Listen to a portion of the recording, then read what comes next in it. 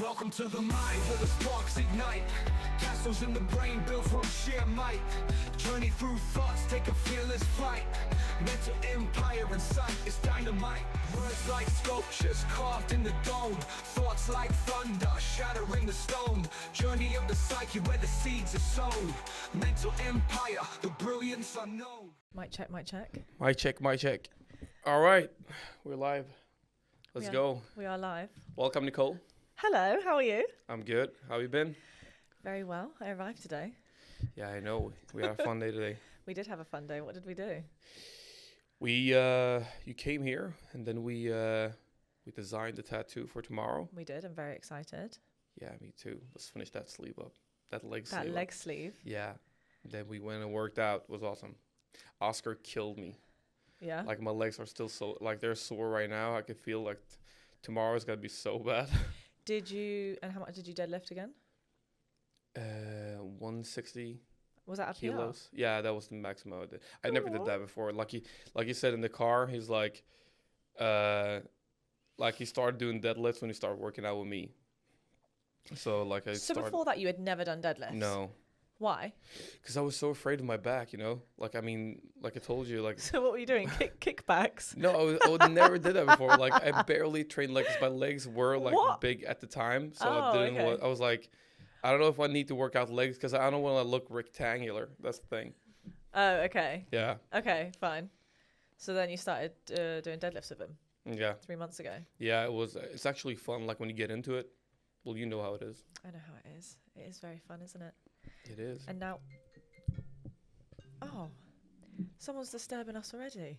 Shit, I turned it off. God damn it. God damn it. That's fine, though. All right. Back to it. This is your first podcast. It's my first podcast, and to everybody that's listening, Yes. This is my first video podcast. I had no idea what I was doing when I got into it the first time. I thought it was like... Yeah, just buy 3 cameras and 4 mics and you'll be all good. But no, there were so much things. I can't even begin to imagine Like how much goes when we into started, I talked to somebody that is like really famous in Sweden as a podcaster as well. Right. They don't have I don't think they have a video podcast. But he told me, he's like, yeah, you have to need soundproof walls so the sound doesn't bounce. And he also said like, you need to have the right microphone. Like the audio is what's gonna make people want to listen to it. Yeah, that's true. It can't just be a shitty little thing. Yeah. Well, he also said like, don't put too much don't care as much about the cameras, because most of the people that are listening is mostly gonna listen to it like audio wise, because they're gonna probably listen when they drive or whatever. Yeah, that's true. Yeah. And then the videos is just, you can take clips of it. Yeah, I use it with shorts. And when I say something really inspirational, I can use it on my Instagrams. It'll come out on a TikTok immediately. That's literally coming out on TikTok when I say things like, to be the best version of yourself, you just need to be like yourself. That motivational speech. Yeah. We should get up cringy motivational speeches. Hell yeah. So halfway through, so people can take it away and be like, oh my God, she's so right. Yeah, when you put that TikTok music in the background too, you know, that really inspirational it's like, music. Yeah, and it's like slow, like the piano or something, and you say something really inspirational. Yeah. We should definitely do that. Who's that? That's Andrew Tate's song. What? Okay, I rarely watch podcasts, which is funny, or listen, which is funny because I think this is my maybe 4th or 5th one, and I just don't watch them or listen to them. But that's no, and I think it's just because if I have the opportunity to listen to something, I just listen to music. Yeah, because I love singing.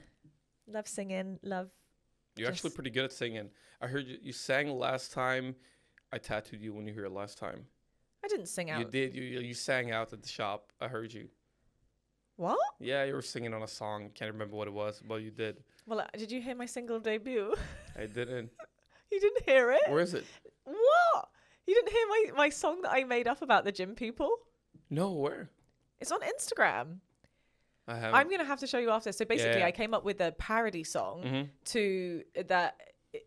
So do you know the song Ironic by Alanis Morissette? I asked you this earlier, right? Yeah, so basically what I did is I just changed the lyrics and made it about fitness influencers. Right. And I don't know how I did it, but so I've always seen other influencers and they've been like, they've done parody videos, and I'm like, how does their brain think of that?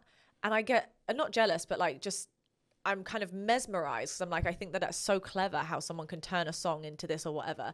And then one day, it was 2 weeks ago, I just woke up and I thought, I need to make a parody song with Alanis Morissette. Ironic. Because I can talk about ironic things that fitness influencers do. And I put pen to paper and I just created the lyrics. And I don't know how I did it. And then I thought, fuck, I need to find someone with a recording studio. So I got on my Instagram and I was like, does anyone know anyone? Wait, did you put this up where you were recording the song? Yeah. Yeah, I saw that one.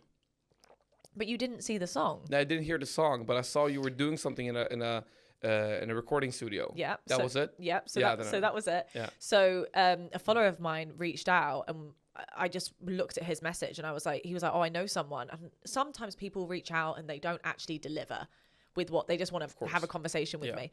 So he reached out and then he was like, yeah, I know someone. Let me just ask him. And then he put me in touch with this guy. And I got into his studio like a week later. Yeah. But it was just so good. Like I went there. He's got all the setup, which was amazing. And I'm not a confident singer. Like I don't typically sing. And he just did everything in 3 hours because we couldn't copy Alanis Morissette's song. It had to be, he had to like remake it almost. So he just did the whole thing and then mastered it. And then I obviously sung it and all of that. And it was very good. But you could use the beat though, right?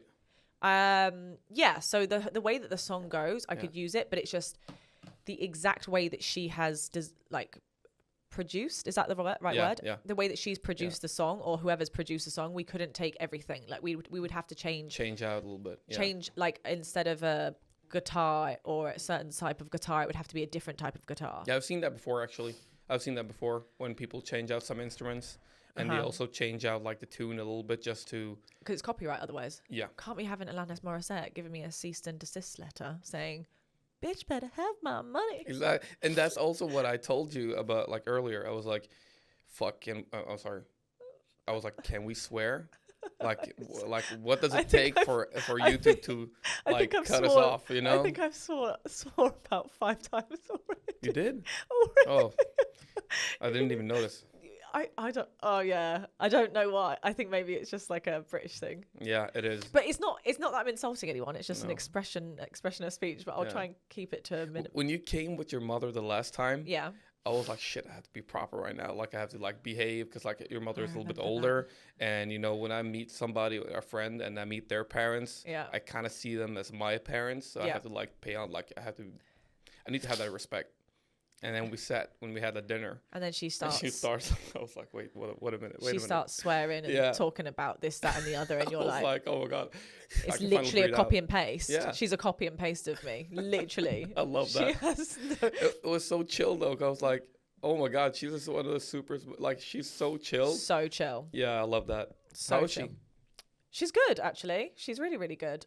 She just sent me a text message because I got my dog a new bed, but the problem is that when I leave him, he gets really bad anxiety, and he starts peeing everywhere. And I got him a new bed, and he's already peed on his bed, and it came today. Slooshy? Axel, the other one. Slooshy's chill. Slooshy's like, you go do you, mum. I'll be here. Yeah. Whenever you come back. Axel is like. I don't know what to do. Like, I don't know how to control it. So if anyone is listening that knows about how to control a dog and his separation anxiety, please let me know, because I'm in a bit of a crisis at the moment. But pugs, like when I got a pug, my first pug, his name was Stifler, because I loved American Pie when I was younger. Yes, I really loved it. And they told me like, you can't be away from him for too long because they can get excited. Not all of them, obviously, but some of them can get really sad if they're alone, like if they miss their owner. Well, yeah, and that's the thing is like, so for context for people that are listening, so I had my dogs in Dubai. I gave birth to them physically myself. Just kidding. But I had my obviously just kidding. But I had my dogs and in Dubai, and then I decided to move over to Los Angeles. And I wanted to bring them with me. So I took them to the UK first to be with my mum, and then realized that I didn't actually want to live in America anymore. And so then I came back to Dubai, but I don't want to bring them back to Dubai because it's just not as it's just not like as dog friendly, but also the weather is just too hot for pugs or almost any dog. Like, I mean, some dogs are fine there, but for pugs and their breathing, so they're better off with my mum. But then I live in this dilemma of like, I should spend more time with them, but then my home isn't the UK anymore. Exactly. It's actually Dubai. Yeah. Well, of course. I mean, I was in Dubai like when it was summer here, so it was really hot. Like it's not too much. Yeah, like you like they told me like when you went down there, it's like it's too hot to be. You can't be there. Like it's too hot. Wait, what month did you go? I think it was like August here. When you say August here, it's still August over there. Yeah, I meant like weather-wise August here. You know. It was August here, which means September that it probably is September over there because the moon is not in alignment. Exactly. Yeah. So no, it was like the August weather here, which is like kind of still summer, but at the same time it's not. It's like the end of summer, right? Almost, yeah. September, I would say, is the end of I summer. would say June, July is like the peak. Yeah. And we only have like 3 months of summer, I would say. Like maybe like in the middle of May. But like, yeah, that's the months we have here. Yeah, the it's rest too is just much. like snow and rain. The August, September is like the most horrid humid months. Yeah. But just for a pug, it's just not good. No, definitely not. I've taken it upon myself to be in the UK a bit more in the summer. They're better off in the UK. 100%. But then obviously now I've got a dog who pees himself all the time. He literally wet the bed. How old is he? He's 7 years old? Yeah. So how much is that in dog years? I have no idea. 7 times 7. Let's do some maths. 14. No, that's 7 times 7. I have okay, that's too much. Wait. I'm a tattoo artist. There's a reason why I didn't study math. Same, and I am a content creator, and that's exactly why I didn't. That's why I didn't. I failed maths actually. Yeah, well, makes us two. You failed it as well? Yeah, big time. Fuck. It's because we're creative. We weren't meant to be engineers. No, I don't believe that at all. No, exactly. Like, I tried, but it was just like whenever I had a math class, I was just so bored. I really didn't want to go. I was getting like this hard anxiety when it came to math. Did you? Was yeah, that your and worst subject? Huh? Was that your worst subject? Yeah. Damn. Like I loved history. Oh. I loved because I was studying carpentry. Oh, and furniture designing. Yeah. And that was like what I started off with because I believed that would be the thing I would do when I grew up. This is what I've got to do to make it in life.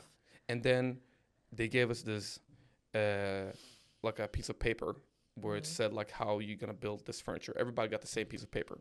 Everybody's gonna build the same furniture. But then I took the scalpel. A who? A scalpel. A scalpel? I don't even know if that's the right word for it in English. Wait, what does it look like? It's like a knife, small, sharp. A scalpel. A scalpel. A scalpel. Yeah. Scalpel. And then I carved like roses and all that, like in the edges of the furniture. And that's when you were like, "This is what I need to do." Actually, it reminded me of when I used to be at like parties when I was younger, like 16, 15. Yeah. And I had this marker in my back pocket. And whenever I went to these parties, people were like lining up to get this fake tattoo. So you used to be that guy, fake tattooing people? Sitting in the kitchen and people were lining up. How old were you? 16, 17 maybe. So you basically meant to be doing this your whole life? I think so, yeah. And after I graduated, a friend of mine, we were actually going to this trip to Thailand. And I didn't have any money. And but my friends, like their dad owned like a restaurant or like something else, and they had the money from their parents, and I didn't have any. So my friend was just like cracking a joke. He was like, why don't you start tattooing? And I was like, fuck, that's a great idea. Why don't I? So I just bought a kit, started tattooing in my bedroom. Did you tattoo yourself first? No, I actually tattooed a friend of mine on her leg. I had that photo up. I'll show it later on my Facebook. Is it good? Was it good? It's really good. Really? Yeah. I mean, really good. No, it's good for being the first one. And then have you ever done a tattoo and you've been like, oh, that probably isn't very good? No, I don't. Oh, okay. That's great. Actually, because I was really careful when I started tattooing. Right. Okay. I was just like doing the things I knew I could handle. Following the protocol. Yeah.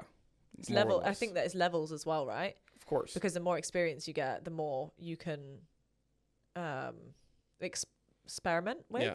Yeah. Right? Yeah, definitely. I mean, yeah, you just have to redraw everything like multiple times so you got it imprint in your head, and then you're good. How fun. But that's enough for me. Let's talk about you. What do you want to know? I want to know everything. You want to know everything? Everything. Tell me everything. Where do you want me to start? Yeah, well, let's start with your childhood. So I'm just a small town girl. So I grew up in a little village. You saw it earlier, Sunningdale. Yeah. Sunningdale Village, Sunningdale Massive. Grew up in a little council house, a 3-bedroom council house with me, my 3 older brothers, mum and dad. Born on April 20, 420. Represent. That's awesome. You know. Yeah. The listeners, if you know, you know. We're in Sweden. Take it easy. I know, that's why I'm not saying it. Oh, okay. So I'm not saying it.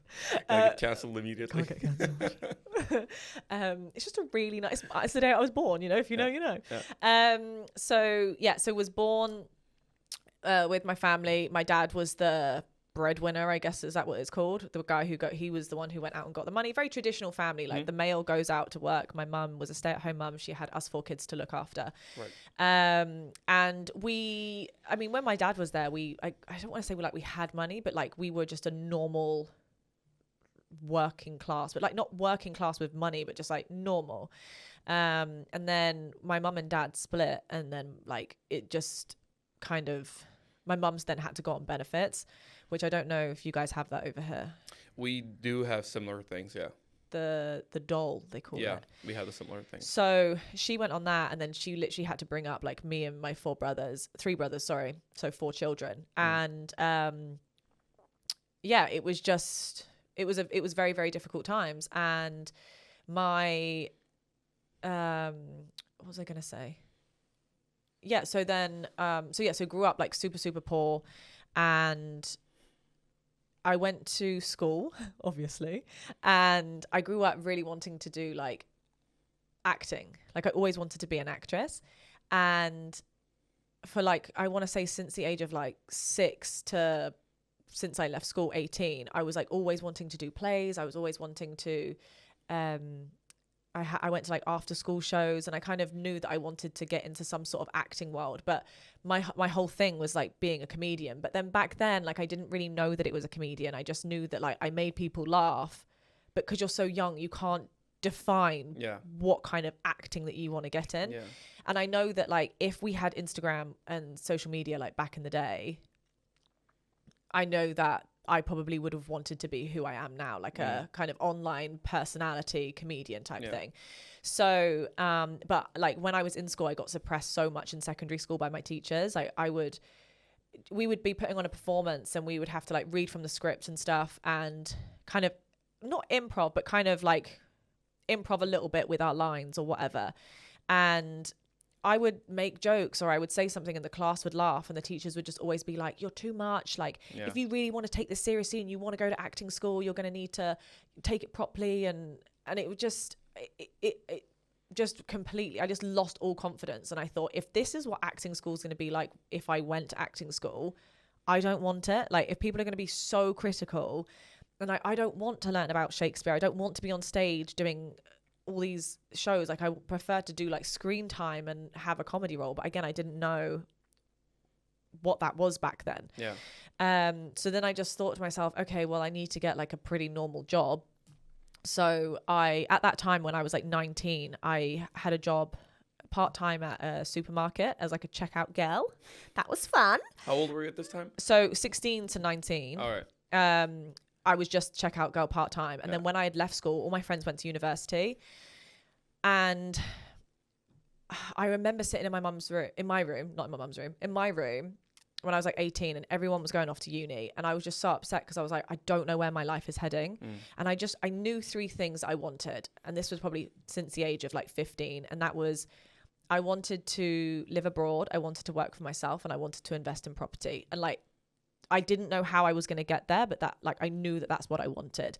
So anyway, so like I was 18, I was crying to my mum. I was like, I don't know what I'm going to do. And she was like, well, you know, you're so young still, you don't need to figure it out now. And I just thought, okay, like maybe if I get a second job, like, cause then I can start making more money. Right. So then I worked at Hollister part-time. So I would Hollister, like the clothing store. Yeah. Like welcome to the pier. Yeah.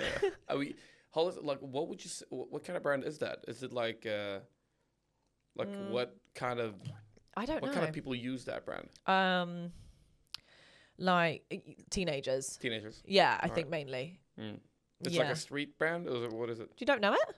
I've seen it before, but I don't know like what category it belongs to. Surfer Cali vibes. Okay, yeah. It's like that kind of preppy. I got like a rich vibe from that, like a rich people vibe. Yeah, and what's really funny is because we grew up so poor. Like all my friends, like I'm really blessed that I grew up with a good bunch of friends from like the age of 13. I got bullied a lot from such a young age growing up into secondary school. Right. But then in secondary school, I met a really great bunch of friends, and their families were like pretty well off. And so I got to see what their life was like. And I'm so thankful for them, because I think that if I got mixed with the wrong crowd, like growing up on a council estate, growing up with my mum on benefits, I could have gone down that path of like hanging out with bums, because you are who you hang around. And it's just so important that like the people that you choose, even especially now as an adult, really defines like how you are as a person. Right.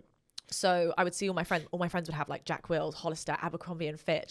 And I'd literally be like, Mum, it's so important that I have a polo shirt that's from Abercrombie and Fitch. And she's like, I can't just go and spend £50 on a polo. Like I need to feed you and and your brothers. So I'd go on eBay and I would get secondhand clothes so I could fit in, because it's so important to fit in back then. I know, it's still that's true. So I was like, I needed that to fit in so then I can turn up to school on like no clothes day. I mean, on no clothes day. Wait, what's that? Not no clothes day. What was it called? We called it mufti day, but I knew that you wouldn't know what mufti is. No, never heard of it. Non-uniform day. Oh yeah, right. You guys use uniforms, right? It's a school where we don't wear clothes. You guys have school uniforms. Yeah, we have school uniforms. Yeah, we don't have that unless you go to English school. Oh, there you go. We have English school here. Yeah, so we're all I think you have to use that. We're prim and proper. So it was a non-uniform day. And I would go and I'd wear my Abercrombie and Fitch and be like, yeah, my mum is so rich. Because it was embarrassing to not have money. Like now it's like a success story. But back then it was like, this is the most embarrassing thing. Like I wouldn't really want my friends to come around my house because I'd be like embarrassed. Yeah. And there is nothing wrong with the house. It's actually a lovely house. It's just, like I knew, it's a council house, we don't own it, but like all my other friends have these massive houses, and it was just I wanted to be in theirs more than mine. So then I got to the age of, so I was working 2 jobs until I was like 20, and then I moved to doing real estate, where I was just on a call center. So I would pick up the phone and arrange viewings for like letting or sales agents. And I was like, I need to be doing more than this. Like I can't just be sitting at a phone all the time. And you were 20. 20. Yeah. Or like probably like late 19, early 20. So like, yeah. And then eventually they let me move into lettings.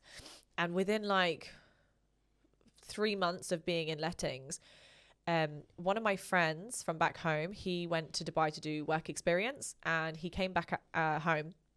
And we had a cheeky Nando's. You know what Nando's is? Nando's. No, never heard of it. Okay, if there's any English, British listeners, they'll know what a cheeky Nando's is. It's cheeky Nando's. Well, yeah, so it's called Nando's, and it's a place where like every British person eats, but we call it a cheeky Nando's. But what is it? It's not cheeky. It's just like I think it's Portuguese. But what is it? Chicken. Oh, it's chicken. Peri peri chicken. Oh, so it's a spicy one. Yeah. It's really good. And it's great. So we had a cheeky Nando's because it's what Brits do. Yeah. And he was just like, it's amazing. You need to move out there. And kind of sold me the dream and was like, you can do real estate out there. And at that time I wanted to do personal training, and I knew that I wanted to become a PT, but I just kind of didn't know where I would like start. And then, so I got, LinkedIn. Yeah, we have that here too. Do you? I mean, every I think there's a lot of people that use it now. Like me personally, I still don't kind of know what it's for. I think it's like I think it's business stuff. Business stuff, yeah. Yeah, so I got on LinkedIn and I was like, okay, let me do my profile. Hi, I'm a estate agent in Ascot, lettings agent. And then like I don't know how many hours I spent doing this, but I connected with so many Arabs and different real estate firms in Dubai, and just like I don't even know how many I tried to connect with, like over 500. easy. So is that how the Dubai journey started? Yeah. Yeah. Yeah. So then after like 3 weeks of was it 3 weeks? It was like 3 weeks of having my LinkedIn account. Yeah. The CEO of a real estate firm messaged me and was like, "Hi Nicole, saw you do real estate in the UK. Just wondering if you would ever consider doing it in Dubai." And I was at my desk and I was, "Oh my God." And my manager was like, "Can you be quiet?" She was such How old was she? She's like 60. Oh, there you go. She was 60. I mean, maybe she's obviously older now, or she's dead. Rest in peace. And you were 20. I was 21 at this point. 21. Yeah. So this was in summer of 2014. Yeah. And I think it was September, November. Wait, September? Wait, August, September, October, November. This was in September that it happened. So I was like, oh my God, yes. Like this has been a dream of mine. I would love to come to work in Dubai. And he's like, okay, great. We'll set up an interview. So anyway, I had an interview, had a second interview, and they were like, great, you've got the job. How much money do you have? Because you need to have a certain amount of money to enter the country, right? Yeah, sorry, I just burped. I didn't want to burp. That's fine. Thing.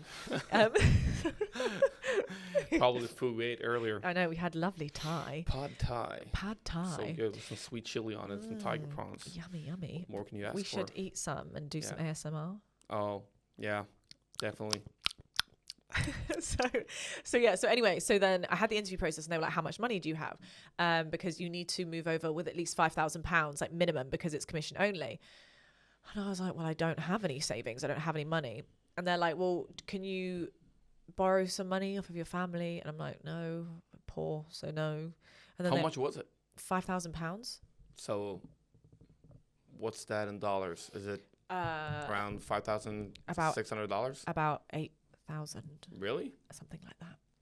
6,000, 7,000, 8,000 US dollars. But that must have been such a journey for you, like at that age. And doing that, like, it's kind of a leap of faith when you just like 100%. move to a new country, you know anybody, and you're just like, that's so brave. Yeah. I mean, it's really brave. It's a country where it's not even your language. I mean, most of them probably speak English over there. Yeah. But like I had never been to Dubai, so like I'd never gone. It was just like, oh, okay, I think I'm gonna move to Dubai. Yeah. And when I had that thought, I was like, okay, let me just make a savings account and maybe I'll move in like 5 years. And so like going through this process and like getting the job, I was like, hang on a minute, how is this happening right now? Like, and I just went for it. Like I was like, okay, yeah, sure. And then anyway, so what happened is I couldn't get money from my family. And they were like, don't worry, like instead of starting in November, you can start in April. And I thought, fuck that. Sorry, I just swore again. That's fine. That's fine. We should get a swear jar. So every time someone swears, they can put money in the jar. $500 in that, yeah. Probably not $500. Not many people just have that to hand, especially. So what's that money for? What money? Like the money you had to like sum up. Because it was no commission. So, because obviously I'm going there and starting. I mean, it was only commission. So I would go there and I have to pay for rent. I have to have food. I have to get a car hire. So all of that money was to go towards that. It's like a startup. Yeah, basically. it's a startup. Okay. Yeah. So, anyway, I take myself to HSBC. What's that? HSBC. What's that? A bank. Oh, HSBC. Yeah. Oh, sorry, HSBC. Yeah. Take them. Okay. Hi. I need to get a car. I'm in real estate and my car, the clutch has gone. Can I please have £5,000? And they were like, basically gave it to me. Yeah. No problem, because like I hadn't got any loan before, and they gave me £5,000. So then I called up the real estate firm and I was like, I've got £5,000 miraculously. And then they were like, great, you can start in November, which is literally like a month away. Yeah. So September, I got the idea. 3 months later, I moved my entire life on the 11th of November. 11/11. Yeah. So I moved over on the 11th of November, and I just remember sitting in my mum's recliner, and the whole house was silent, because my mum, it really killed my mum that she was like not losing her first daughter, but just the fact that I was moving so far away. Yeah. Like she just did not expect me to do that, or like for that to happen. Like my brothers had just moved down the road, you know. It's like no one has ever done this in the family. So I was just about to ask you, like, what was your mother's position on this? Like when you broke down the news for her? She was excited, but when it came to it, like she just didn't stop crying. Because like she's so used to having me around, and like, of course, I can't imagine how that must feel for your child to say, I'm going to move over the other side of the world. Not only have I never been to Dubai, we don't know how safe it is. We only ever see what it is on the media.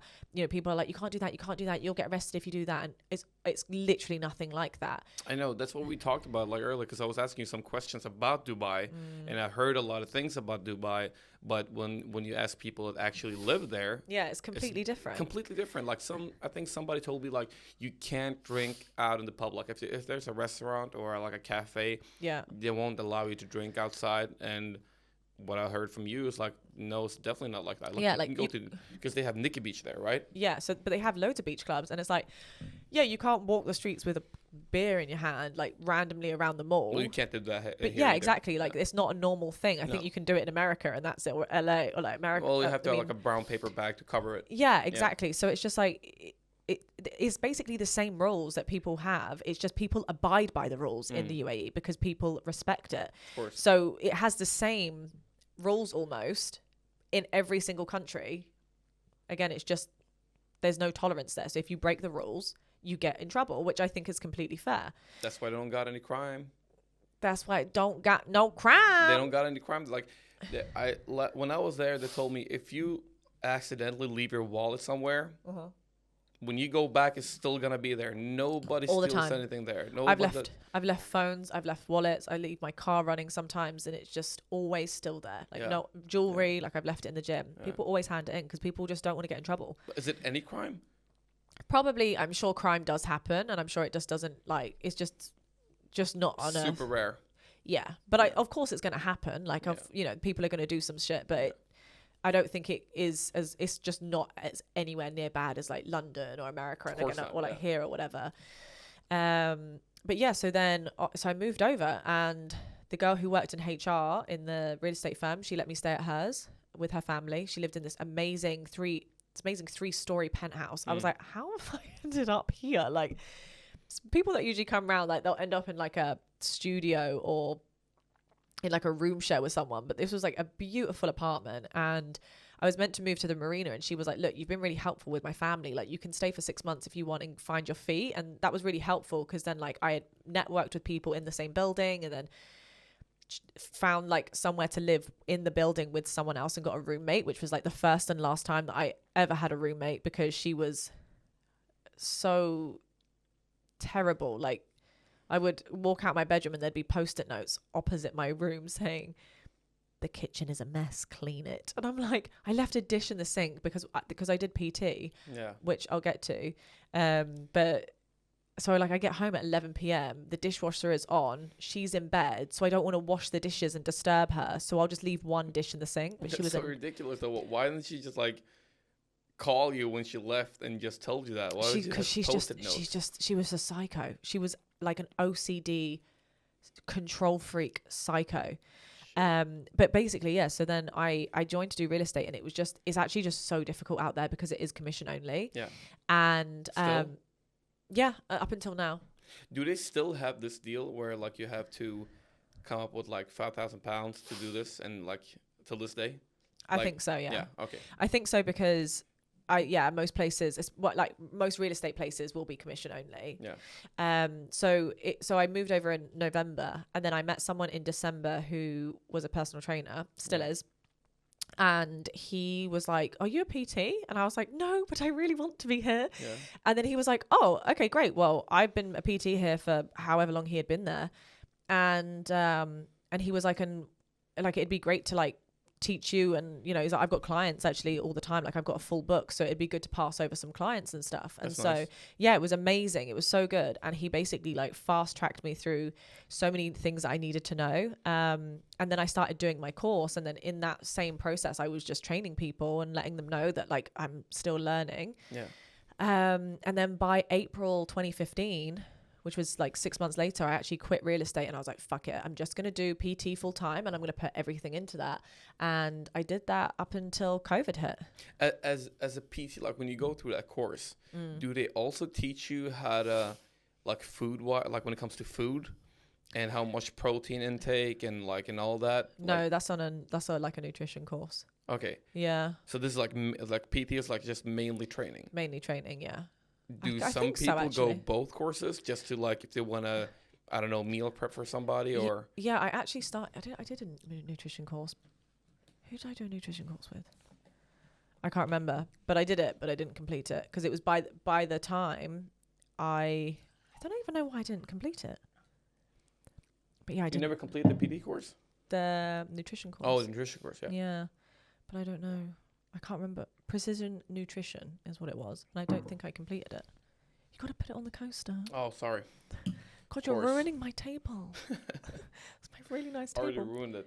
I accidentally dropped like a... Where? You know those? That smell? This? Yeah. The liquid came... No, it's somewhere there. Oh. Yeah, that liquid came out Hide and it it. started like burning into the table because it's like strong chemicals. Oh, really? Yeah, I fucked it up. And this is real wood? It is. Oh, very nice. What was I saying? Yeah, so quit PT when COVID hit because we were all on lockdown, and I was like, all right, well, I can't do anything, and so I decided to stop PT, and then that's when I did. Yeah, how was Dubai during COVID? Was it? Wow. Were they open or was it? Wow. Tell me all about it. So, it was locked down for like 3 months. Yeah. Where I want to say serious lockdown for a month, and then we were able to go onto a government app and we could put a time when we would want to go to a supermarket, or I can't remember what else it was, but like if you had a doctor's appointment, if you have a hospital appointment, whatever it was, you had to put it, and you had to put it in the government app, and so that if you get stopped on the roads by the police, you have this like proof of like what you're about to go and do. However, so once then things started to open up, people like clubs started to open slowly, but like you weren't really allowed to get up and dance. You just had to sit around the table and drink. But what would typically happen is that everyone would get up and dance, but then if like the CID came, we would all sit and pretend that we're just... I think it was like that on a lot of places, especially here in Gothenburg too. Like, it was the same. Yeah, but it's like if you think about like the COVID, that was strange times. It was very strange. Strange time, like everywhere. Like people were just like, I don't know what it was, but I think the government played something on us when it came to that. Yeah, it was too much of everything. Like, oh, you gotta have the mask on, and when you're gonna eat, you just pull it down and you put the spoon in your mouth and you pull it back up. It's like what are we doing here? Like, it doesn't make sense. It was just, I think, controlling humans in a way. I don't know. I mean, there's so many conspiracy theories out there, and I can't be bothered to like sit and try and. We never thought about like people sitting in plastic bubbles and eating, and it's like everything was just so weird. It was so weird. It was such a weird time. But equally at the same time, I think it also helped people in a way. Like, it helped me because I stopped PT, and then, I mean, people won't typically agree with this, but that's kind of one of the reasons as well of why I started OF, amongst a couple of other reasons. Yeah. So for me, I was like, oh, okay, well, my social media is growing. Let me get OnlyFans. Before I had a Patreon to test it out, because Patreon's just a bit more low key. And then what is that? It's basically the same as OF, but it's just not as like, it's not got much of a stigma. So which one is bigger, that one or OnlyFans? OnlyFans is bigger. OnlyFans bigger? Yeah, it's bigger.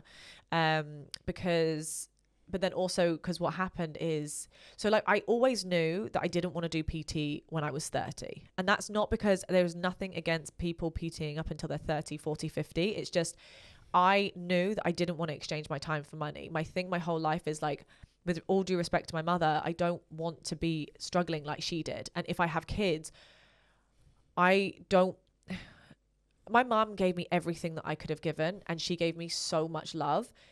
But like, I watched her, she wouldn't eat sometimes because she has to feed me and my brothers. And I also watched her in several really toxic relationships, getting abused and beaten up and all of this. And I don't want that to happen to me because she saw it happen with her mother, you know? So it's like a pattern. Yeah. And so I've known all this time that like I've wanted to always change a pattern. And so like with PT, I knew that there's a cap on it, and some months are really great, some months are really shit. Like in the summer it's terrible because everyone travels, and I was just fed up of like constantly, what's the word that I want to use, like I wasn't struggling, but it's just like when it's good, it's really, really good. But then when it's bad, it's like, really bad. Yeah, it's really bad. And then I spent all my good money trying to fend for myself in the summer. And it's just, then when you go away, you can't go away as much because when you do travel, you can't train anyone. So you're not getting paid. But also like, taking those steps you took during that time and what with your like your past and like the way you grew up and all that, like that is so, like, Nicole, there's a lot of people that grew up in their hometown and they stay in their hometown and they die in their hometown, right? Exactly, yeah. There's not a lot of people that actually are brave enough to like move out of there. Yeah. And it's like, it's a big step to take, and I respect you for that so much. Like I went the same path, so I know how kind of how it is. Yeah. Like obviously we don't have the same story. Yeah. But we do have like, we kind of walk the same path where we get tired of something and we move on to the next step in life, a new chapter, and we start a new life. And I've seen your relationship with your mother when she was here. Yeah. So beautiful. Yeah. Like that you guys are still together and you you have like the same vibe. Like she's you're like a copy of her. Yeah. In some sense. And it's really beautiful to see. Oh, thank you. It's really beautiful to see. So that's why I decided to quit PT and do OnlyFans, which some people wouldn't really agree with. But to be honest, like this is like my hustle phase. Yeah. And as we've discussed before, like I've used this money from OnlyFans. Like I don't do any kind of porn. I don't do anything like that. When I was with an ex-boyfriend, he wanted me to do a little bit more. Yeah. And he was actually he wanted me to show my asshole, which was just really fucking weird. And I don't get it. And like, I didn't want to do it, but like, I knew that he enjoyed it. And so the only way that I would get his love is like, if I did these weird acts. Yeah. Which we can get into later. But you were in love with him as well. Yeah, like I loved him, and but he just showed absolutely no love or affection towards me. And my downfall is that I was so insecure with myself in the relationship because he had cheated. And what year was this? This was in 2 seconds. In 2020. Yeah. 2020 was when he was cheating online. He was like buying content off of other girls, right? Because I had OnlyFans, and then he kind of like wanted me also to get it. Yeah. Like I said, like I was thinking about it, and he wanted me to get it because it's like a kink of his. Found out that he had he then also like subscribed to like my friends that had it and was like asking them like anonymously, but then I found out that it was actually him, and it was really fucked up because I was like, this is my best friend, like why are you asking my best friends for content? Like, and then other girls reached out to me and was like, he's cheating on you. And he was like having this transaction through Snapchat, which was really messed up. And how did you find out though? Because so a girl reached out. It's funny because I spoke about this with my friend the other day, and I was just like, it's just so weird. So I was actually on the way to buy him a car. Yeah. To go to Abu Dhabi to buy him a car. What car was it? To lend him money. It was a BMW. So I was going to lend him money because he had spent all his money on porn sites and cam sites, which I didn't really know about.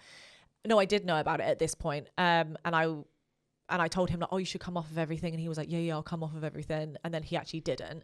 And he had been chatting with this girl, and she had basically, I guess she had made a fake account and tagged me saying that he's cheating on me. Right. So I reached out to her, and then we turned around, went home, and so you never bought the car? You just turned around? Never bought the car. Oh, okay. But when he told our driver to turn the car around, I knew that he was lying to me, because I was like, how did you meet her? And he was like, I met her at a fitness convention. And I just knew, like, when someone's lying to you. Like, I knew it. I knew that there was... You feel in your gut. 100%. Yeah. And so we went home, and it took me 3 hours for him to come out and say, I've been buying content from her and chatting with her on Snapchat. And the way that he told me is he was like, I can't look at you in the face. Can you please go behind me? Strange. He goes, can you please go behind me? And then he said, I've been buying content from her. And I just, and the thing is, I would completely understand if it was someone that looked like Jennifer Lopez. And I mean this with the greatest respect. And she doesn't, hang on, let me just say this in a nice way.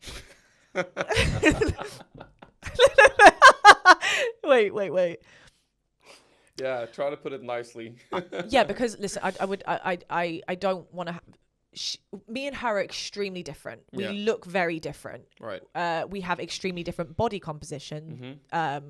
So I was confused because I was like, what has she got that I don't have? Like, why is it that like you have to buy content from her? So I start questioning yourself. Yeah. So I was questioning myself, and then it just didn't stop there. It was cam sites, and and I got into such a rut with myself, and I felt so insecure because all of these other people are like she was also then tagging other people of like, oh, he's been doing it to this person as well, and I'm just like, more people are coming forward with it, and I'm just like, fuck. Well, I mean, I never got that though. Like, it's like, how can you get? Because he was addicted to it, right? To buying that, and that's the thing I never got when it like buying porn. Like I never really got that, and it's like it's super weird. I would never in my life do it. Like I don't watch porn at all. Yeah, haven't done that since God knows when. Yeah, and which is really weird because obviously like I did OnlyFans myself, so it's like people would say, oh, but you do OF, so it's okay for him to buy it. And I'm like, you know what? I actually didn't mind if he was just on there seeing his favorite creators, because like I get that some men or boys, because he's not a man, ouch. But some boys will just want to watch porn, and like I get it, right? You want to follow your favorite porn lady, fine, I don't care.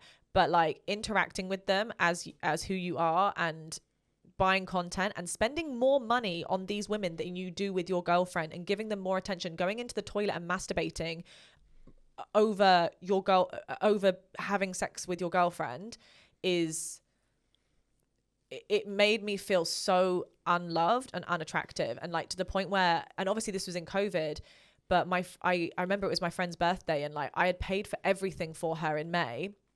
And because it was still COVID, we had to only do things like in the house as a group, but you can still rent hotel rooms. Yeah. So like I rented this really nice hotel room with a pool, and it had like 4 bedrooms and stuff. And I was like, yeah, I'm definitely coming. And it's like, I couldn't even go because I had to like, every single day I had to check his bank account to make sure that he wasn't buying anything, because that was like our agreement. But like, if he spent longer time in the toilet, I'd be like, what's he doing in there? You know? And I shouldn't have to live like that. No, but I think too, like, we spoke about this when we had dinner about like how dangerous porn is to your mentality, and how like it's really not good for young men to even look at porn. Yeah, because they get this weird. Did you just burp? I did. We should stop burping on it.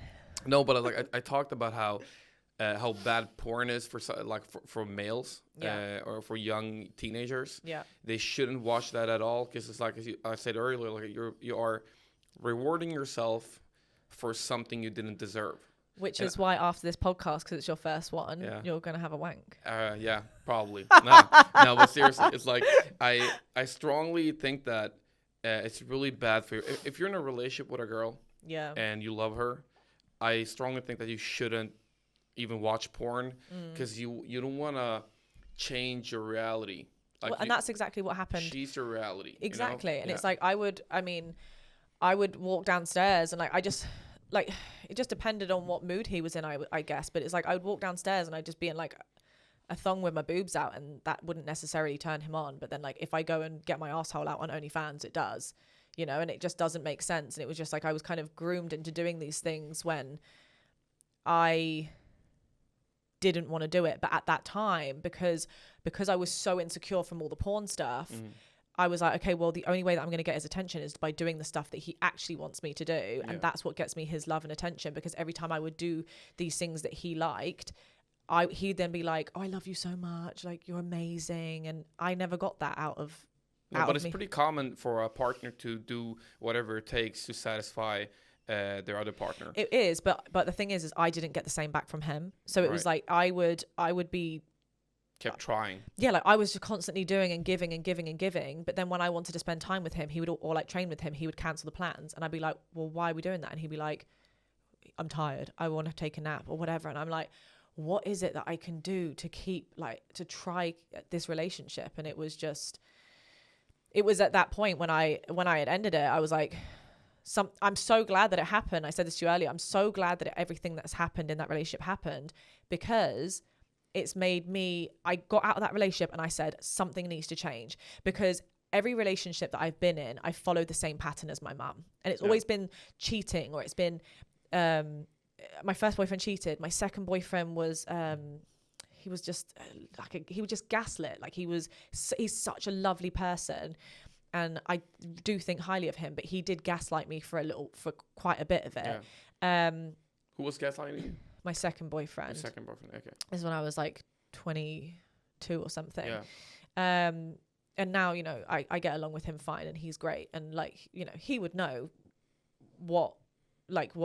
how our relationship was. He doesn't live in Dubai, right? No, he lives in Dubai. Yeah, he lives in Dubai. He does live in Dubai? Yeah, he lives in Dubai. I actually see him like most days at the gym, and he's such a great person. Yeah. Yeah, and then this relationship in 2020 was the one where I was like, I need to change, because if I don't change, I'm going to keep following these patterns of choosing these type of people, because I'm a helper. And so I get therapy now, and I have it very regularly, like every 2 weeks, but it's more of like high performance. And what I realized, I had hypnotherapy, and like what I realized is that when I was younger, my dad was extremely abusive. He used to beat my brothers, but like not like, oh, slap on the ass, bad boy. It was stand on one leg, and if you put your leg down, you're getting beaten, like punched, strangled up against the wall. Like, holy shit. Yeah, my mum got slapped by my dad, and I saw it. My mum's also been beaten up before by another boyfriend. So like, and then other boyfriends have cheated on my mum. And so all my life growing up, I've just watched my mum get abused and abused and abused. And every time I say, why did you stay with them? She says, because I love them. Yeah. And so when I've been abused in relationships, and this is either mentally or I've never been physically, but I've been sexually abused. When that happens, you stay with them because you love them. So the reason why I stayed with my ex is because I loved it, because I thought this is what love is. Yeah. But now I'm like, no, that's not what love is. Like, someone abusing you is not love. Someone mentally and sexually abusing you is not love. No. And when you're in it, you're so blind from it. And even my friends were like, the stuff that I would tell them, they were like, they would go and chat with each other and say, this is not normal what Nicole's going through. Yeah. Like, well, you're inside a bubble and they're outside of it. So they basically see like what's going on, but you don't. Exactly. And your perception of love is completely different. This is the only thing you know.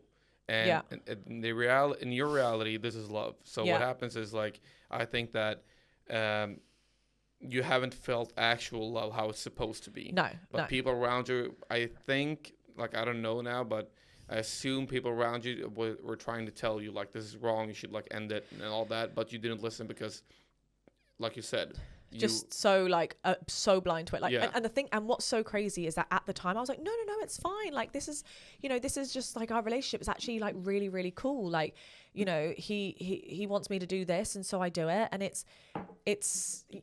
I was thinking that it was completely normal, and it just wasn't normal in the slightest. And again, like, some partners have certain agreements, but I think, again, if it's reciprocated and if you're both really, really in love with each other and you have that trust and respect. But the reason why I started doing the things that he wanted me to do was because I wasn't getting the love and respect from him, and I was craving it so much.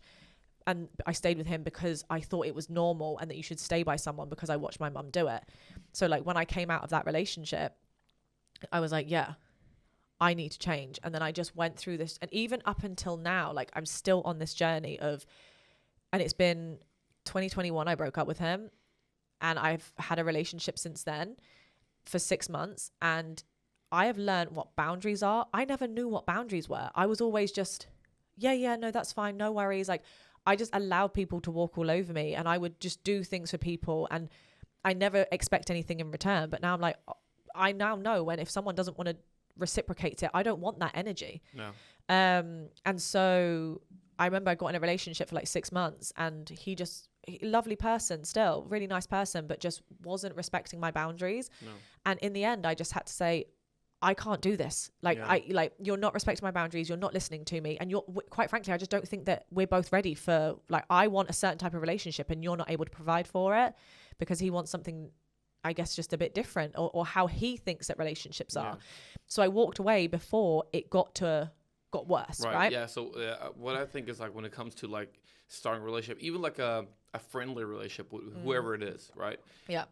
You always have to put your foot down when you feel uncomfortable with something. 100%. Or when you feel that something is crossing your boundaries. Like, it's really important to set that mark really early into the relationship. If you don't, you're going to allow one thing, and the next time you're going to allow the second thing. Yeah. And that's going to just keep going on, and you're going to end up in this position where you let so much slide. Yeah. And now you kind of... And especially if that person's like a narcissist, they will continue to push and push and push, because they know that you're a weak person. And that's obviously what I've experienced in the past. And so, so when I broke up with the guy who I was with for like 6 months, that's the moment when I was like, oh, that's what self-love is. Because I didn't know what self-love is, because I've never walked away from something because I love myself. I've walked away because I'm so emotionally drained, and my soul is just, my cup is so empty. I'm drained. I'm emotionless. Like, you shouldn't have to walk away. I walked away from my ex of 6 months. I walked away still loving him and still having such a, having him strong to my heart. But I thought, you're just not the one. No. And that's completely fine. Like, you can love several people in your life, but not everyone is going to be the right person. Definitely not. But have you ever noticed when, this could be a friend, it could be somebody who's close to you or not maybe as close to you. If they're feeling sad or going through something, they kind of get into your space, and then they kind of drain you of your energy. And and when you're left, like, probably miserable or whatever happens in that relationship, they move on and feel better, and they just leave you there alone, broken. Have that ever happened? What, as in, like, friends will only be there for a good time? Exactly. Yeah, definitely. There's definitely been friends that have had that in the past, but using you to steal that energy from you, like, and when they're done with that, they just leave you, and they just leave you there like that. And it happens so many times to me. And I think I've definitely had it, but I feel like now I'm just extremely picky, because now I've experienced different types of friendships. I've experienced different type of relationships. I've even had to set boundaries with my own family, because now, like, we are very different. As much as me and my mum are a copy and paste, like, the way that I think about things are very, very different. I'm someone who, I find solutions in everything. There is no problem. It's just another opportunity for me to find a solution in something. But unfortunately, and sometimes in my family, it's like everything, this is a problem, and they think about the problem too much, rather than thinking, let me just think of a solution for this right now. Whereas I'm now the opposite, because I've spent so much time alone and done so much work on myself, that there is solutions to everything. And that's basically how COVID hit, couldn't do PT, I got OnlyFans. Is that a solution? Like, yeah, it is actually, because now I'm actually earning like a decent income and doing something with that money. Like in 2019, I went completely broke. Like, I want to say like $100. Really? To my name. Like, yeah, because I think during COVID. No, just before. I got sidetracked with something, but I said that I didn't want to do PT until I was 30. And so I think that I'm such a big believer in like manifestation, and like you really do attract, like, you have to be so careful what you wish for, because you can really manifest what you want, right? Energy goes where energy flows where attraction goes. There we go. So like, yeah, so I knew that I didn't want to do that. And so my heart and passion wasn't into training anymore. I was like, I'm not into it. Like, I knew that I didn't want to do it. And so naturally my clients started. It wasn't fun? It was, but I realized that there was a cap on how much I could earn. So I was like, I want more than this. Like, I want to invest in property. I don't, I want to put more out there. Obviously Instagram was there. So I wanted to grow my Instagram account and all of that and see where that goes. And so, so then my clients started dropping off, and typically it gets busy around December time, but it just wasn't. And my ex wanted me to go with him to New York, and he was like, oh, I'll pay for your rent in December. And then I was like, okay, great. I've never had a guy pay my rent before, so he's my boyfriend. That's really sweet of him. Anyway, come to, when was it? It was like a week before Christmas, I think, or a few days before Christmas. And my landlord had sent me a video of him jacking off on Instagram. Wait, what? Yeah. So he sent me a video of him jacking off on Instagram, and I had told my ex about that, and he was like, well, I'm not going to pay the rent now.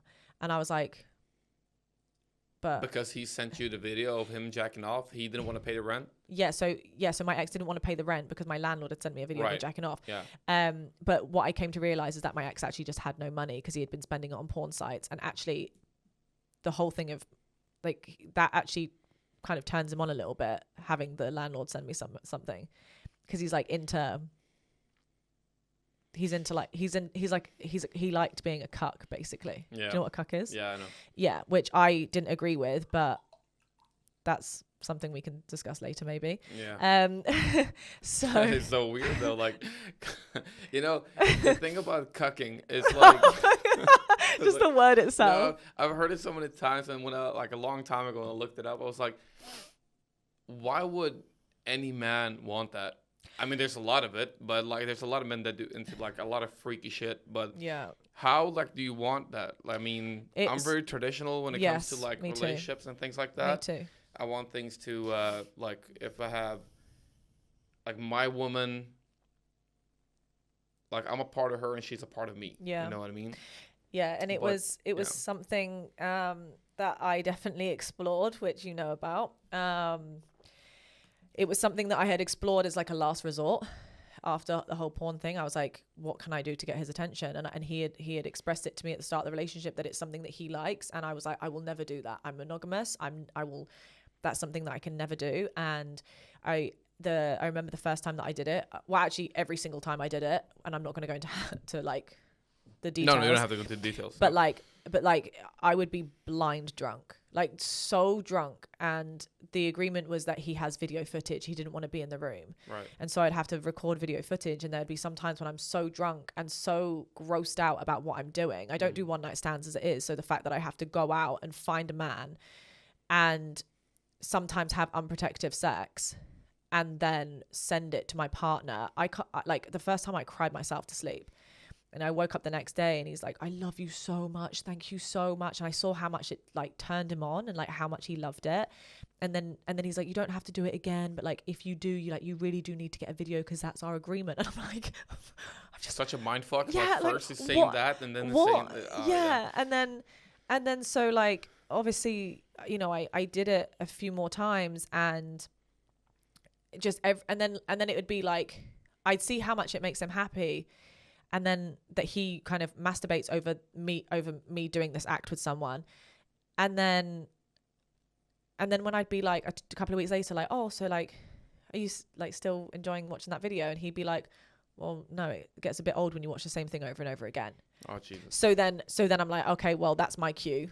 You know, it was like, it was like his, but yeah, it was horrible. It was like grooming, sex trafficking type. Yeah, but that could also go on for so long. Like if like, you know what I mean? Like it doesn't like when I look at it doesn't look like it's ever gonna stop if you continue that path. Well, that's it. That's it. And it's like I don't necessarily disagree with if couples want to do that, if couples want to have a third person, if someone wants to be a cuck, that's fine. But I didn't want to do it, but it was so, I don't even know if he realized how much he just controlled the situation and controlled me into doing it and like groomed me into doing it. And I don't know if that was his intention, but yeah, at the end of it, I was, and like even my old, because this is a new Instagram account, but like my old Instagram account was just, I was a completely different person. It was just me with my boobs out, bouncing my boobs, acting like a dumb blonde bimbo, having my ass out all the time. Like, yeah, okay, some footage I might have my boobs out. Like yesterday I did one of me running and you can see my boobs moving up and down and I'm taking the piss. But like, I kind of have like a sexual humor anyway, but but he was kind of wanting me to always post like sexual things and call me his little slut and stuff like that. And it was just really weird. Yeah. But now I mean, it's not that weird. Is it not? I mean, I think it happens a lot more. We Oh, just don't yeah. hear about it. Yes, often, exactly. You know what Yeah, I mean? we don't hear about it. Yeah. And I think that, again, I can't sit here and be like, oh, he made me do it. He did. You know what? No, because he didn't hold a knife to my throat or a gun to my head and say, Right. you need to do it. But yes, it was under his coercive control. Well, it's like a psychological. 100%. And You know what I mean? but at the same time, I'm so glad that it's happened, because not only has it, again, just taught me so much about myself and about self-love and boundaries. I'm now picky with who I let into my life. I know when someone is right or wrong for me. I feel it physically, like in my body, if someone is right for me. And like, as you know, on April 4th, it'll be a year that I haven't slept with someone. And the biggest reason for that is because That's a year. It's a year. For tomorrow. On From Thursday. Tomorrow, yeah. From Thursday, it's a year. So April 4th. Impressive. Thank you. And it's not that so what were you going to say? No. Oh. Continue. And it's not like I was a hoe, because I'm not. But I felt that time when I was giving my body to people, that when I didn't want it,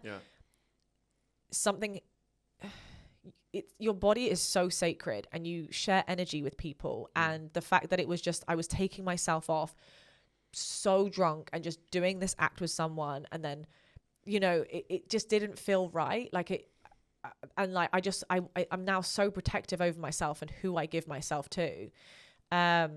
Which I wouldn't have learned that if none of this happened. And I think that it's so important. And then now, because of that, like, I have been so focused on my content. I have focused on myself. I now know that if I do meet someone, I know what I want. I know exactly what I want in a human. And if they don't deliver it, that's completely fine. Because What is that?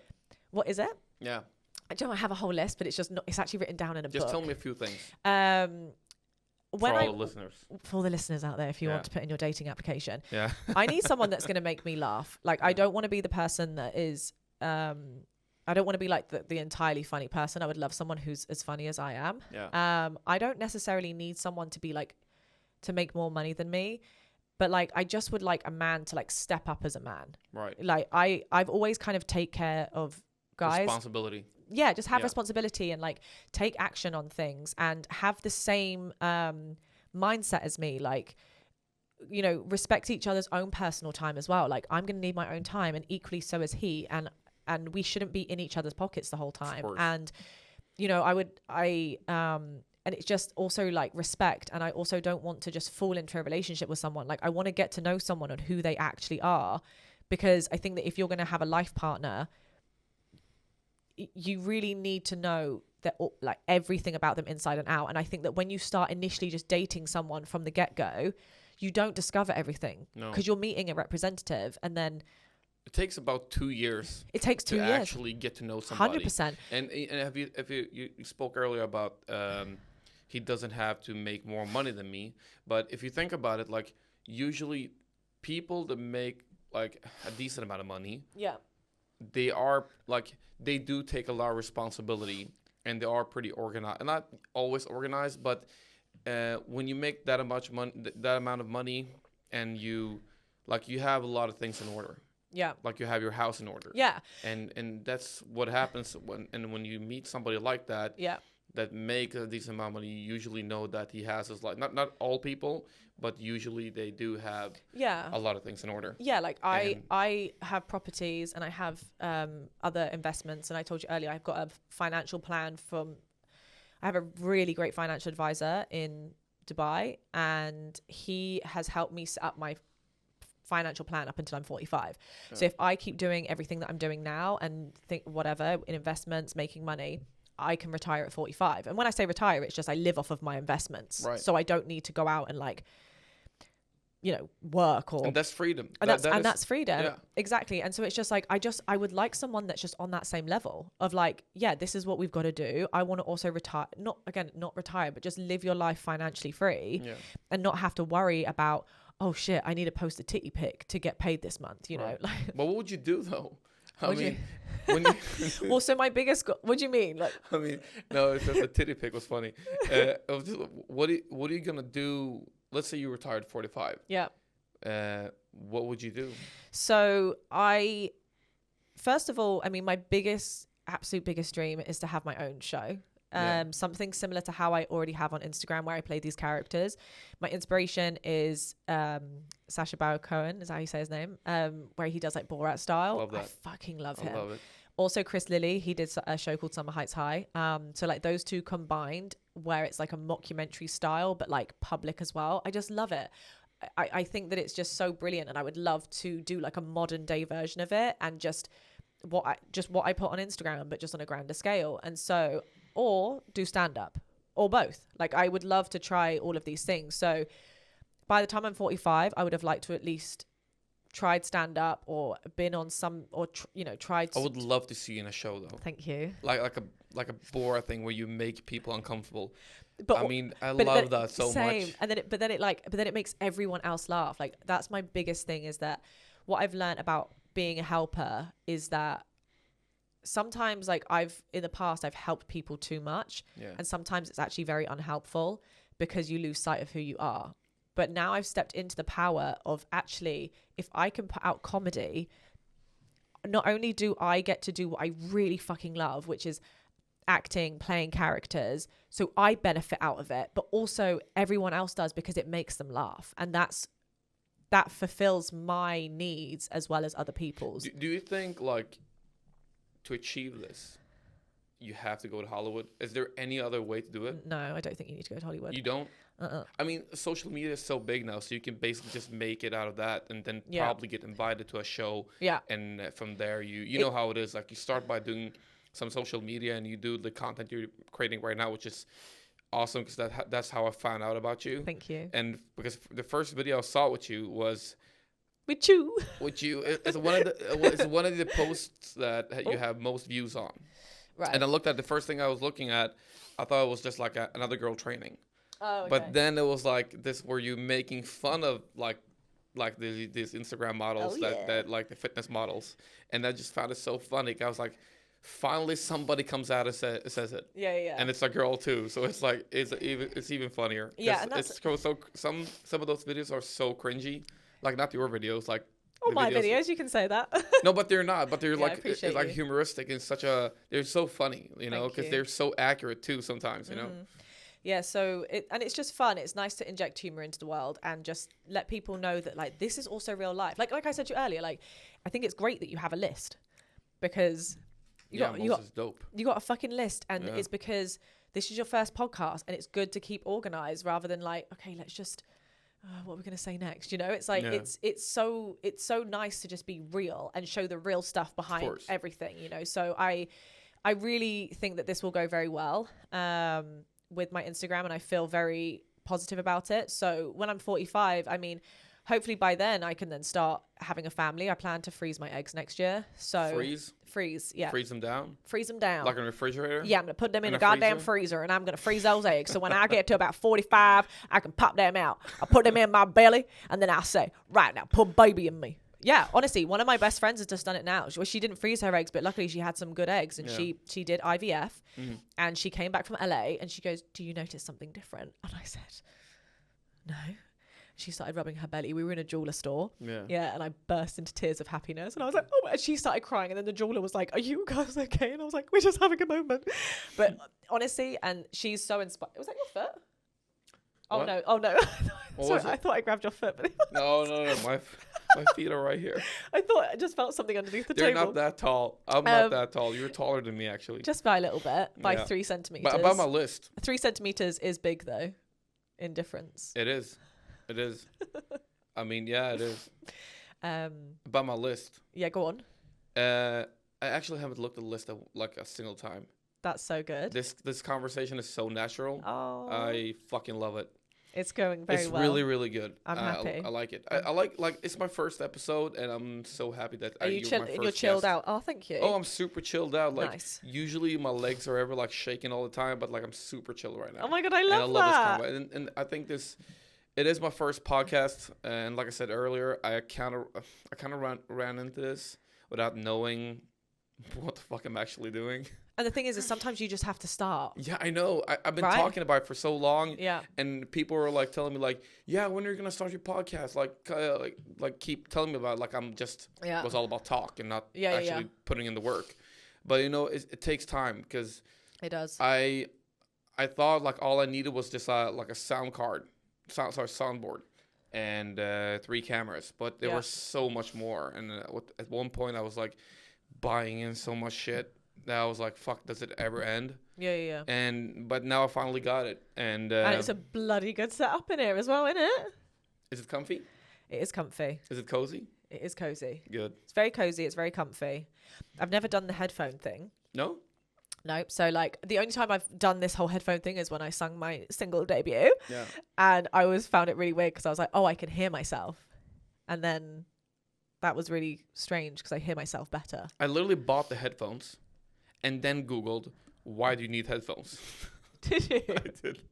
Why do you need to? Oh, to see if you can hear. Yeah, well, that too, and like so you hear that the sound like it goes through. It is like, better. smooth. Yeah, it is better actually. Yeah. I somewhat prefer it, to be honest. Well, it's better because like you don't like.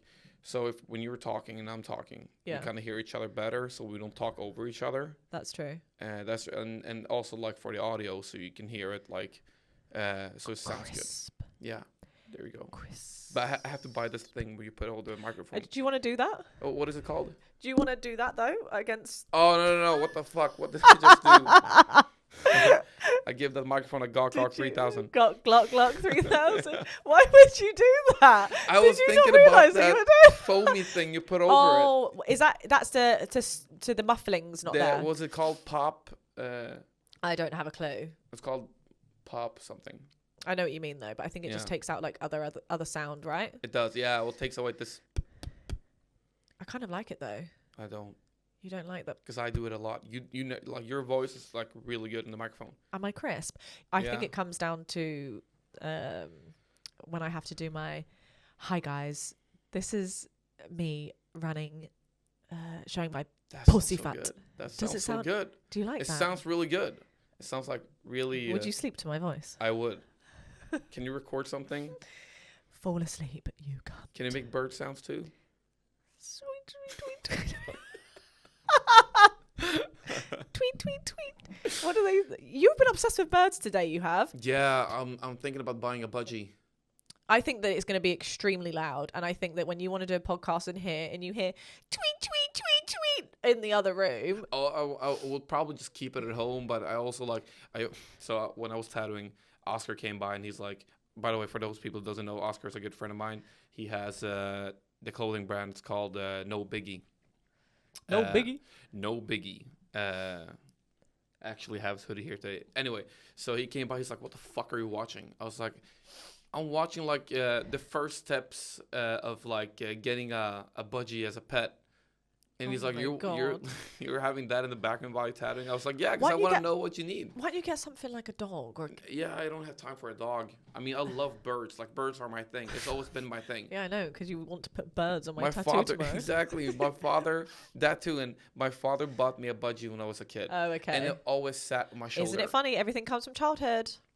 Exactly. There we go. Exactly. And my father bought me my first skateboard, and that's how I got into skateboarding. I was skateboarding a lot when I was a kid. Oh. And that's how I got into snowboarding as well.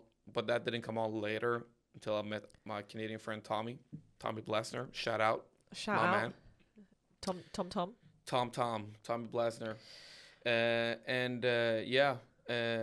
I was in this horrific accident. It wasn't horrific, but I kind of tore my upper pec. Oh, really? Yeah, and the snowboarding injury. Like, I've never had an injury. My chest hair's connected. Like this. It disconnected? No, this is connected to my shoulder, but not this one. This one's all the way down here. Can you see it? I mean, if I take my shirt off and flex, I won't do it right now. But if I take the shirt off and flex, you will see like it's not. Really? Yeah, it's not connected to my shoulder. Do you have trouble training with that? Well, I mean, when I do like some dumbbell presses, when I press up here, like this is like a little bit unstable. Like you can feel like and it falls down quicker than this one. So this one supports the shoulder. This one doesn't. So and it's like dragging from my bicep. If I flex, you see that? Yeah. Like how it's like pulling from a bicep. Because something is really off here. Oh, I'm sorry. And this happened to me when I was in Canada. How old were you? This was 2018. Also, like, well, I'd say not that long ago, but it actually was quite. I feel like life really sped up after COVID. Quick.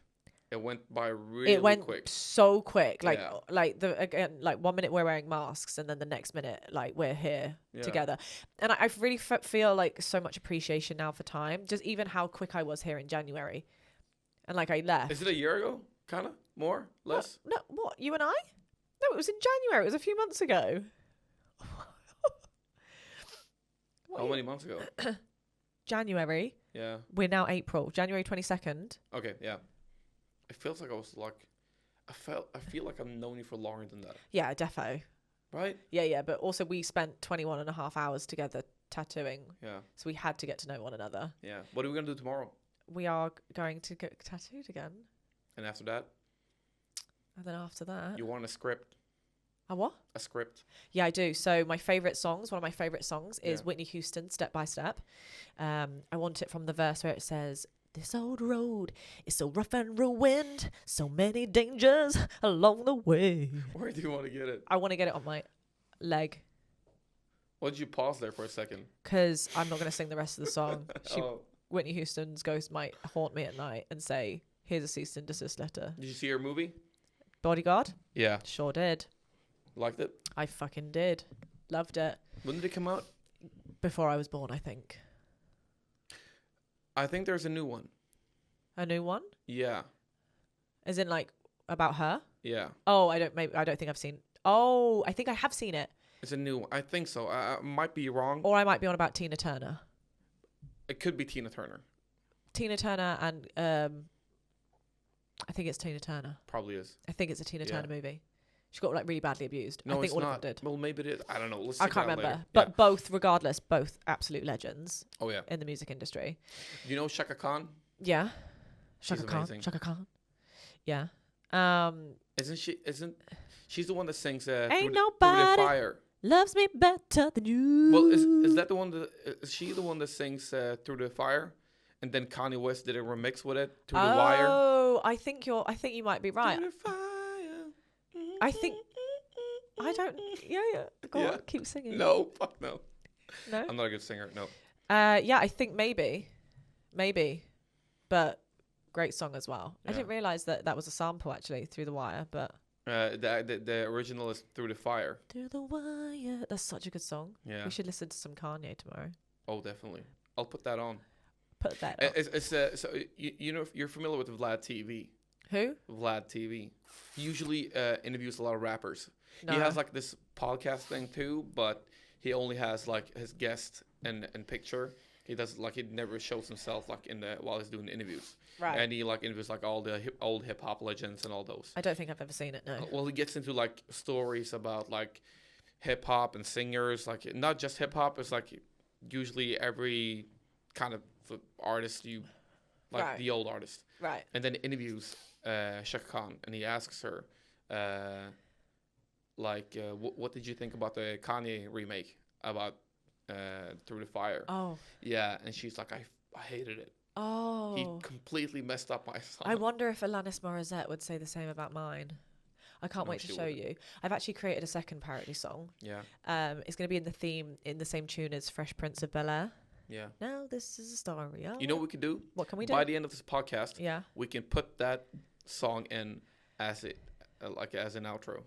As in my Alanis Morissette song. Yeah, I can send you the video if you want yeah, with the audio. yeah. It's actually I can't believe you haven't heard it.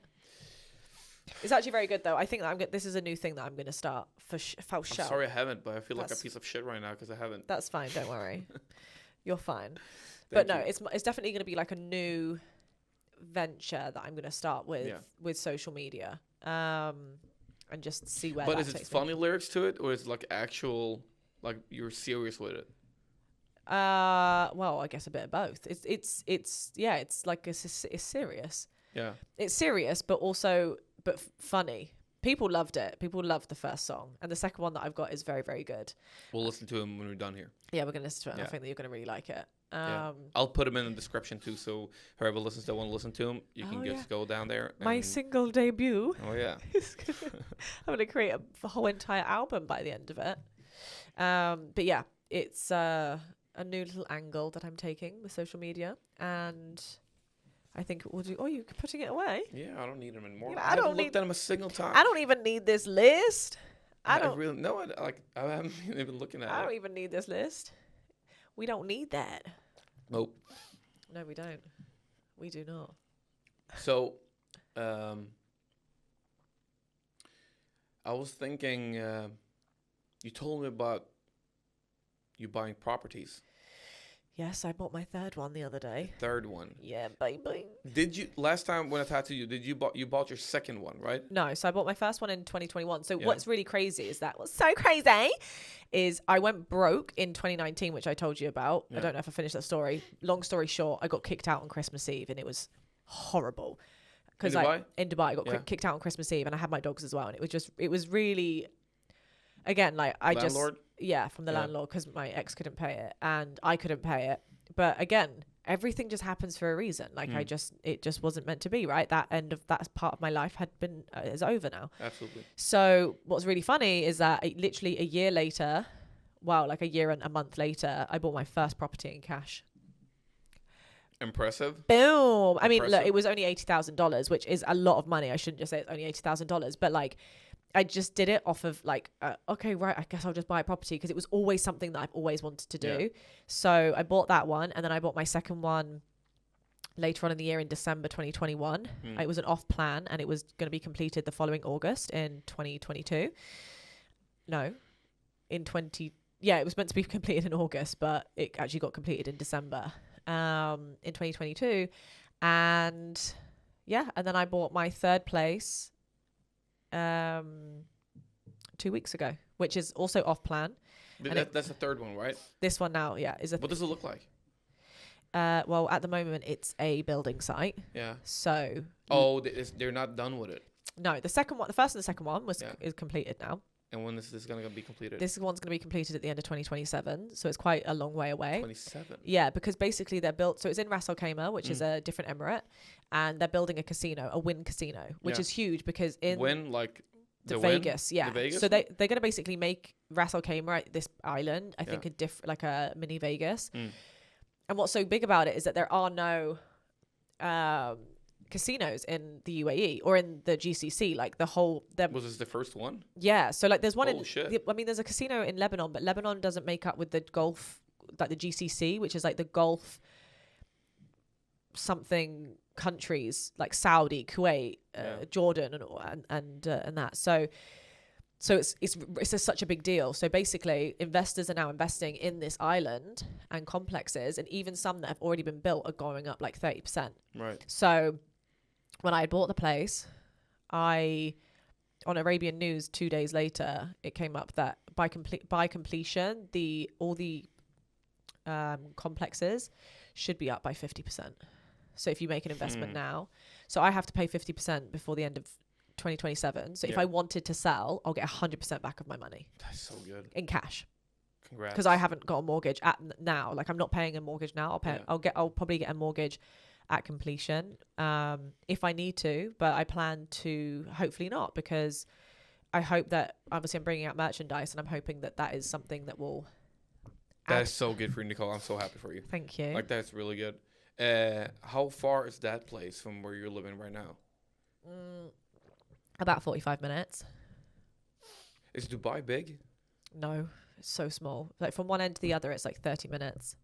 Like from downtown to like Marina, it's about 30 minutes. Okay. It's such a small city. But yeah, to get to Ras Al Khaimah is about 45 minutes. But I haven't actually been to the island.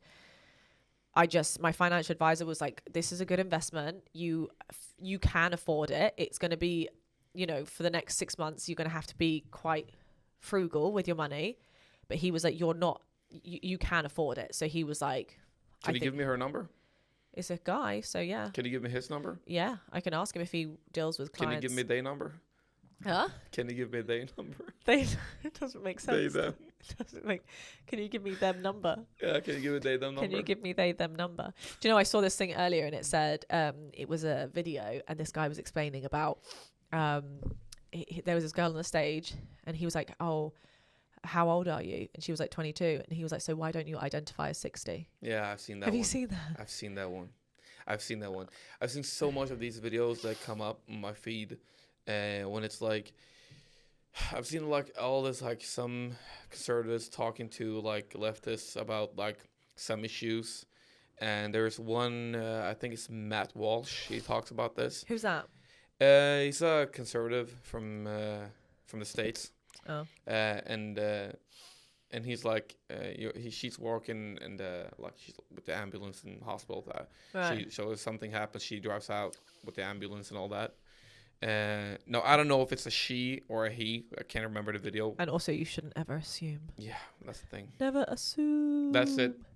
We're canceled. Never assume. So, and he asked her like, First so podcast. if somebody lays there and you have to identify their then gender, what is that gonna be? Like, what are you gonna say to the hospital? Dunno. And it's so funny when they break it down, because when they do break it down, like they don't even have the right response for Right. whatever they're saying. But I mean, you can look at it different ways, I guess. So sitting closer. Yeah. Yeah, it's a touchy subject, that one, isn't it? It is. It is. I'm trying to be careful here. Yeah, we can change the subject. How's your Red Bull? I'm all out. Oh no. How are you going to sleep tonight? I mean, what's the time? I don't know. Shall I look? Look. It's 21:26, 9:30. All good. You're going to sleep? Yeah. What time are you going to sleep? Easy. I don't know, around 12. Yeah, same, to be honest. Go and unwind, have some snacks. Yeah. And then wake up tomorrow, and then it's going to be tattoo day. All right. I'm actually really excited. I'm so excited to see how my leg looks after.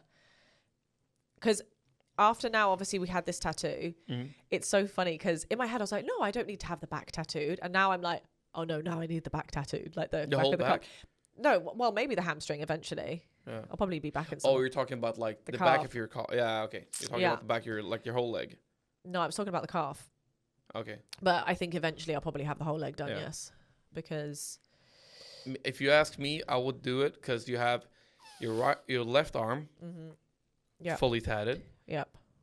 And My it right. would look good with your whole right I leg. completely agree. Asymmetric is the vibe. Mm-hmm. And then I think I'll get Wolfpack on my right arm removed. It says Wolfpack. Does somebody else have it more than you? Yes, one of my best friends. And then a girl that we also met when we were in LA, but I don't really speak to her anymore. Like she's a nice person, but just... Influencer? No. Content creator? No. Do you have any beef with any content creator or influencers? Nah. No, actually. The content... You had any beef with them? No, I don't really have beef with people. I never have beef with people. Like I did one video where I used the same, what was it? Intro as a girl. She looks fucking great. Her ass is amazing. Mm-hmm. She does this thing and it's like Mikey mic'd up sesh. She's like Australian. Yeah. She's hot. So anyway, I did it. And I took the piss of like having my ass in the camera, and I was like, "Hi guys, welcome back to another Mikey Mike's Up sesh." And then she blocked me on TikTok. No way. Yeah, and it's really funny because like people say on her comments like, "Oh, you don't take yourself too seriously," and I love that. And it's like, obviously you do because you're getting offended. Now I have bikini competitors and male bodybuilder competitors who follow me and that I know them and I think that they're great people. Yeah. And I take the piss exactly obviously what they do and they absolutely love it.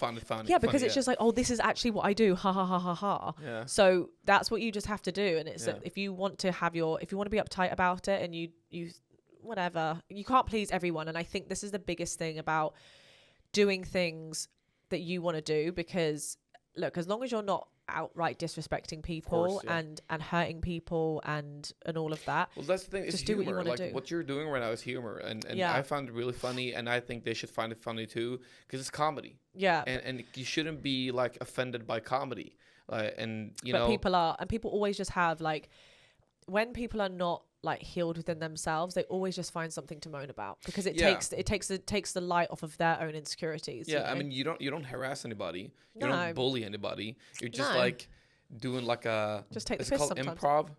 Improv. Well, yeah, or like just like parody. Yeah, it's like a parody of somebody, and like there's a lot of comedians that do that, and people actually like SNL. They do it all the time. Exactly. Yeah. And look, again, people won't find it funny, and everyone has different types of humor. Of course. So, and I think that's the biggest thing of like why I've got to where I am today, is because I haven't listened to the noise.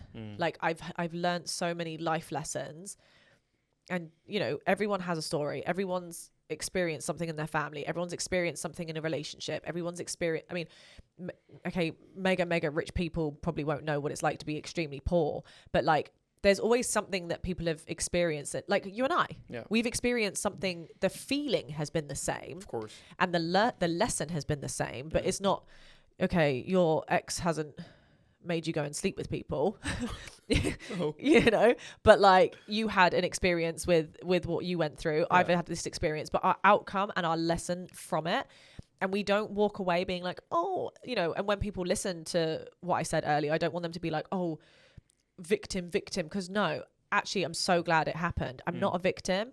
I have grown from it so much, and I hope he grows from it, and I hope that he doesn't do that to any other person, and I hope that he realizes that actually that was really fucked up, and I probably shouldn't be grooming people into doing that. And any other lesson that I've learned throughout life, it's like I forgot what I was about to say, but like I was going on to the point of you should do what you want to do, because you can't please everyone. Absolutely not. And you know, that's the thing too, like when it comes to me, like I have this thing where I'm trying to please everyone, but it's so hard to make everybody happy. But that's the thing, is you can't keep because when you start pleasing other people, you just lose sight of who you are and what you want. And I really truly feel this to my core, that the right people will be in your life for who you are. Like, exactly. I have my friends from 18 years ago, from 10 years ago, 5 years ago, who still stay into my life. Some people now will walk into my life and they'll be in my life for a little bit and then will not be in alignment anymore. No. And that's completely okay, but they just might not support what I do. Exactly. And you gotta like really be careful, because not everybody's your friend. No. And just because somebody's nice to you, it really doesn't mean they're your friend. Everybody got different plans, different motives, and not like 8 times out of 10 usually that those people that are around you, they're only there for something. There's always something to it. Like if you don't have anything to give, like you know, when I was a little bit younger, I realized that my circle was so big. I had so much people around 100%. Me. And when I grew up, and I just realized like less is more. You know, and even now, like being an adult, I don't want to make like. I will make friends, but it is like once in a blue moon, and it's just, you know, instantly when there's that connection, you know, and that kind of how has had like most of my friendships have started is just like it's just happened, and I'm just like, you're my person. Like I met one of my close friends. She lives in Australia. We went to the expo in 2020 in LA, and that's where we met. And ever since that, because then COVID hit and we couldn't see each other, we message every single day. And even up until now, we message every single day. And now we see each other, like whenever like she'll fly to Dubai, I'll go to Australia, whatever. We're going to meet in summer. And she is like my best friend. What's her name? Her name's Carla. Carla? Yeah. And Hi, Carla. Hi, Carla.